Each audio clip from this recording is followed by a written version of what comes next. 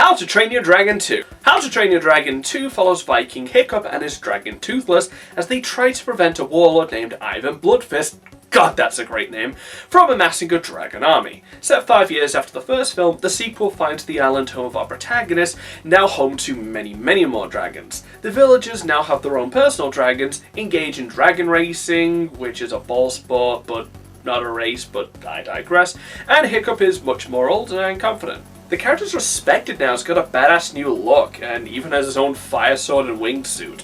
He's played by Jay Bushnell again, who I had issues with the first film, due to him seeming like he didn't really care about his delivery, but here he feels much better and much more in character. I feel like in the first film he didn't really know if he should take the script seriously or not, but this time around the stakes are higher and the events are much more serious, and he's adjusted to the role well. Hiccup's growth towards becoming a leader with an arc that feels like a perversion of the lessons of the first film, that hatred can be solved with compassion and understanding, but when Hiccup tries to use that to win Ivan over, it fails. Seriously, any other story would have like them winning the bad guy over with compassion. But the guy is just that damaged that he's not willing to compromise.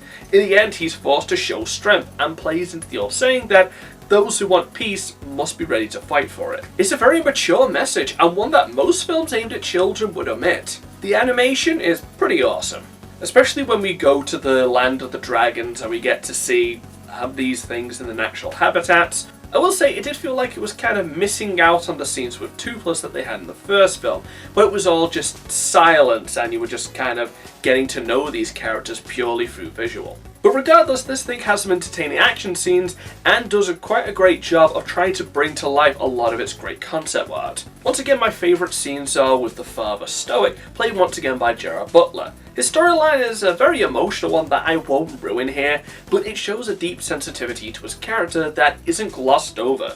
He's much more proud of his son, seeing him as ready to take over as chief, which is a giant leap from the first film where he had no faith in him whatsoever. Astrid, Hiccup's love interest, is much more developed as well.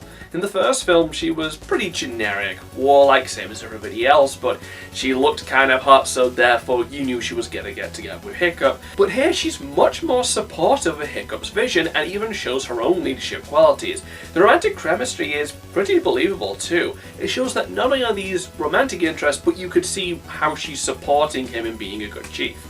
The world is much grander now, both in developing the island into a dragon paradise, showing other seafaring cultures and how they approach dragons, and even dipping a toe into the mythology of these creatures and expanding on how they function. Turns out this series got a lot of TV shows based on it, and you can see why with a world like this that kids would want to return to it. In conclusion, this is a triumph of a sequel. It's got great animation, a compelling lead, supporting cast, occupying an interesting and developed world, so it's a 9 out of 10. So many sequels that come out to capitalize on a film just doing the same thing again to make some money. Occasionally you'll get a Toy Story 2 or a Shrek 2, but this is such an example. This is a statement of purpose, that this isn't just some family film that maybe nets a show deal and kids will reminisce the same way people do about Monsters Inc. today. It's a story worth telling that's honestly on the level of Empire Strikes Back. And I don't just mean that in the sense that it has a darker tone, but that it takes its young audience seriously and honestly cares about telling a good story. And if I'm honest, you're doing your kids a disservice by not showing it to them. So, high recommendation from me. Next time, How to Train Your Dragon 3. Take care now. Bye bye then.